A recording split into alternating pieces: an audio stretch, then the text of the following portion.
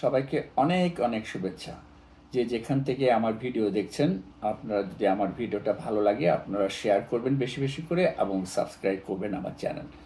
আজকে আমি যেই সাবজেক্ট নিয়ে কথা বলবো সেটা সবার জন্য। অ্যাকচুয়ালি আমরা যারা আমেরিকাতে থাকি, আপনার ইউরোপে থাকি, সবার জন্য এবং বাংলাদেশে থাকি সবার জন্য।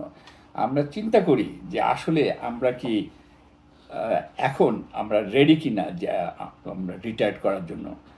যাদের বয়স আপনাদের 59, 60, 61, 62 হয়ে গেছে, তারা সবাই আমরা চিন্তিত আসলে কি আমরা খুশি মনে যে রিটায়ার করতে পারবো কি না, সেটা আমাদের মাথায় সবসময় ঘুরপাক খায়।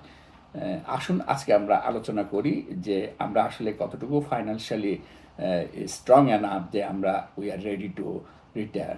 আজকে আপনার ভিডিওটা প্রথম থেকে শেষ পর্যন্ত দেখবেন, তাহলে আপনারা বুঝতে পারবেন আপনারা আমরা রিটায়ার করার জন্য যেই যোগ্যতা থাকা উচিত সেই যোগ্যতায় পৌঁছেছি কিনা। আরেকটা বিষয় যে আমি 5টা পয়েন্টের কথা বলবো, সেই 5টা পয়েন্ট যদি আপনাদের সাথে মিলে যায় তাহলে কিন্তু আপনারা মনে কর বুঝতে পারবেন you guys are better enough to retire.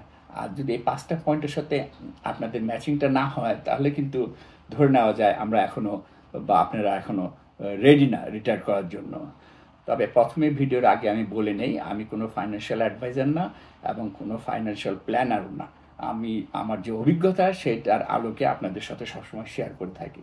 আপনারা যেটা করবেন সেটা আপনাদের ফাইন্যান্সিয়াল অ্যাডভাইজারের সাথে আলোচনার সাপেক্ষে সেটা আপনারা প্রস্তুতি নিতে পারেন। চলুন তোলে সাবজেক্টে। এখন যেই 2025, এখন যারা রিটায়ার্ড করার সময় হয়েছে বা রিটায়ার্ড করতে যাবে বা অলরেডি চলে গেছে, তারা কিন্তু সবাই আমরা বেবি বুমার্সের মধ্যে পড়ি। আমি আশা করি আপনারা সবাই জানেন actually what is baby boomers. যারা জানেন না তাদের জন্য আবার বলে নেই, বেবি বুমার্স অ্যাকচুয়ালি এটাকেই বলা হয় একটা টার্ম, সেটাকে বলা হয় যেটা পোস্ট সেকেন্ড ওয়ার্ল্ড ওয়ারের পরে যাদের জন্ম, অর্থাৎ দ্বিতীয় মহাযুদ্ধ শেষ হওয়ার পরে, যেটা 1946-এর পরে যাদের জন্ম, 1965 থেকে 1964-এর মধ্যে যাদের জন্ম, তাদেরকে বলা হয় অ্যাকচুয়ালি বেবি বুমার্স।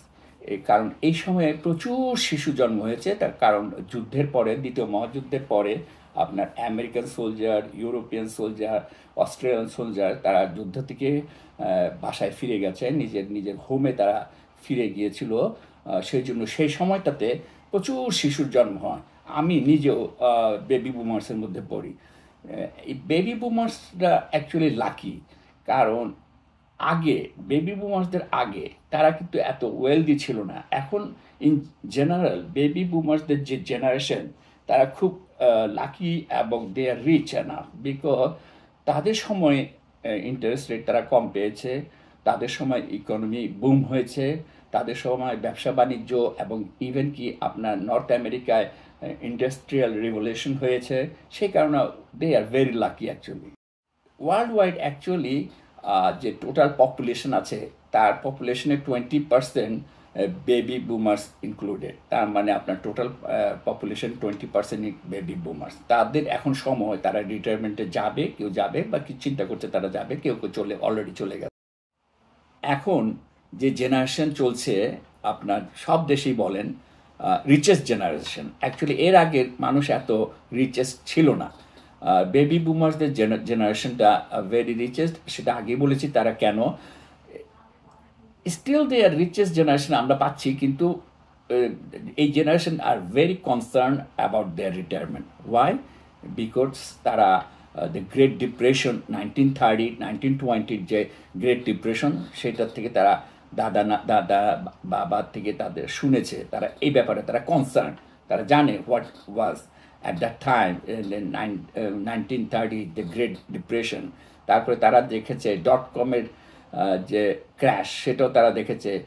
তারপরে তারা 2008, 2009 যে হাউজিং ক্রাইসিস, সেটাও তারা দেখেছে। তারপরে তারা কোভিডের যে ক্র্যাশ, কোভিডের সময় যে ক্র্যাশ, তারা সেই সিচুয়েশনটাও তারা দেখেছে। সেই জন্য কিন্তু তারা very concern about the retirement. এটা একটা ভালো জিনিস, যদিও কনসার্ন হওয়ার জন্য তারা যে কনসার্ন অ্যাবাউট দেয়ার রিটায়ারমেন্ট, সেটা কিন্তু আসলে একটা গুড। আমি আগে বলেছিলাম আমি 5টা পয়েন্টের কথা বলবো। এই 5টা পয়েন্টের সাথে যদি আপনাদের যে ফাইন্যান্সিয়াল সিচুয়েশন সেটা যদি মিলে যায় বা আপনি যদি সেটার সাথে ম্যাচিং পান, তাহলে আপনি বুঝবেন you are in good position. That means you are good enough to retire. Otherwise আপনি এখন রিটায়ার করতে পারবেন না। 5টা পয়েন্টের নাম্বার 1, যেটা না পয়েন্ট নাম্বার 1, সেটা হচ্ছে নাওএডেজ এই জেনারেশনের কিছু কিছু মানুষ they are not interested about their status. তারা স্ট্যাটাসের ব্যাপারে তাদের যে সোশ্যাল স্ট্যাটাস সেটা নিয়ে এত উদ্গ্রীব না। তারা সিম্পল লাইফ লিড করতে চায়।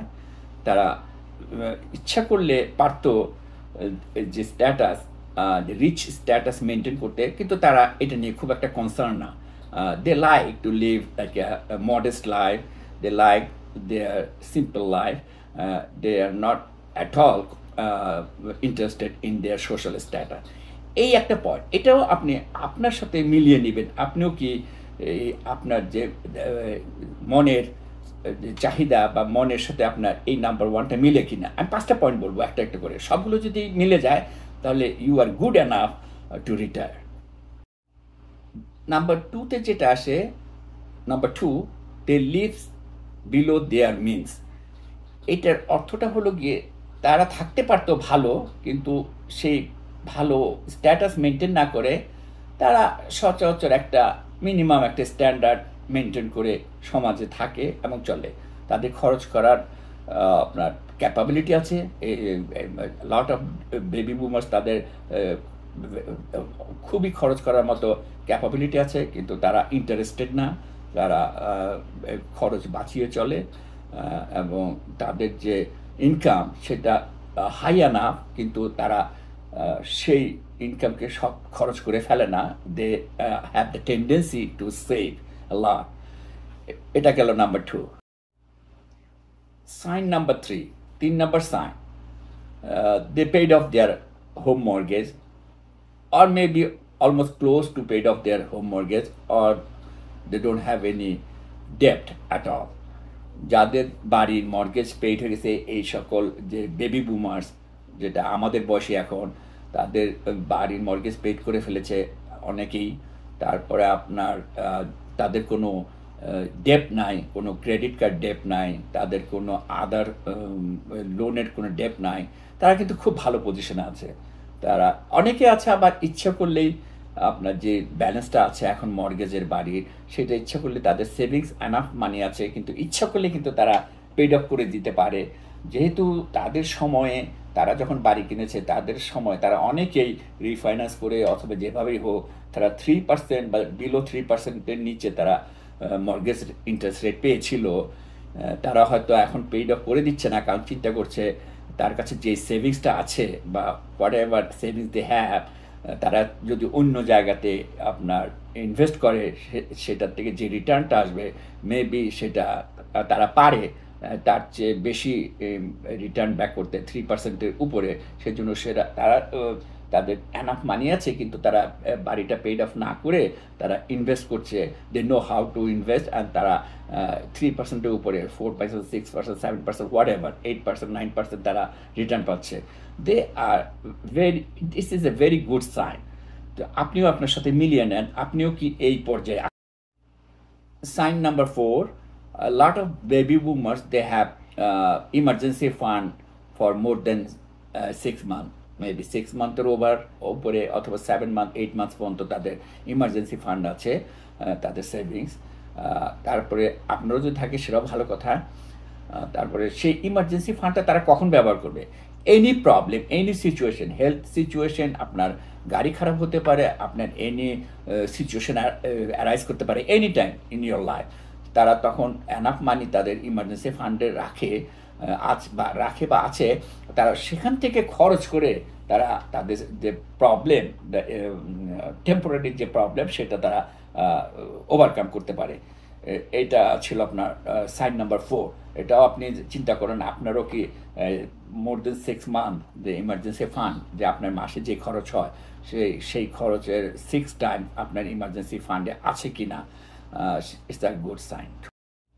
আরেকটা কথা মনে রাখবেন, এই যে ইমার্জেন্সি ফান্ড মোর দেন 6 মান্থ, এটা কিন্তু not included to the your qualified plan যেমন 401k বা রথ IRA বা রথ 401k এগুলো বাদ দিয়ে, এগুলো তো আপনার কোয়ালিফাইড প্ল্যান, এগুলোকে বাদ দিয়ে আপনার 6 মান্থের ইমার্জেন্সি ফান্ড আছে কিনা।